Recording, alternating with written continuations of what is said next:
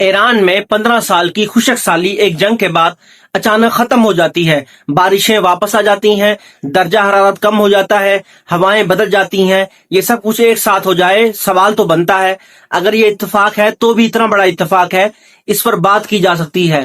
لوگ کیا کہہ رہے ہیں؟ لوگ یہ کہہ رہے ہیں کہ مڈل ایسٹ میں کچھ ایسے سسٹم موجود تھے جو موسم پر اثر انداز ہوتے تھے، خاص طور پر یو اے ای میں کچھ ایسے مراکز جنہیں امریکہ کی نگرانی میں چلایا جا رہا تھا، اور جب وہ نظام متاثر ہوا تو موسم نے بھی اپنا رخ بدل لیا۔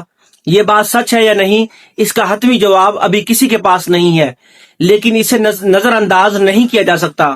نیو یارک ٹائمز کی ایک پرانی رپورٹ جسے معروف صحافی سیمور ہرش نے لکھا تھا، اس میں صاف بتایا گیا تھا کہ ویتنام جنگ کے دوران امریکہ نے بادلوں پر کام کر کے بارش کو ہتھیار کے طور پر استعمال کیا۔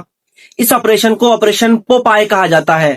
اس کا مقصد یہ تھا کہ بارش بڑھائی جائے، راستے کیچڑ سے بھر دیے جائیں اور دشمن کی سپلائی روک دی جائے۔ یعنی یہ خیال کوئی نیا نہیں ہے کہ موسم کو جنگ میں استعمال کیا جا سکتا ہے۔ آج کلاؤڈ سیڈنگ عام ہو چکی ہے، چین میں بھی ہوتی ہے، دبئی میں بھی ہو رہی ہے۔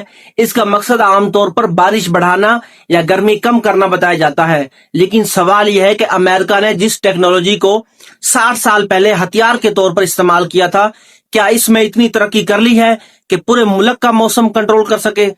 ایک اور چیز یاد کریں، ہم سب نے پچھلے سال یہ خبریں پڑھی تھیں کہ ایران میں پانی ختم ہو رہا ہے، تہران میں ڈے زیرو آنے والا ہے، شہر خالی کرنا پڑ سکتا ہے۔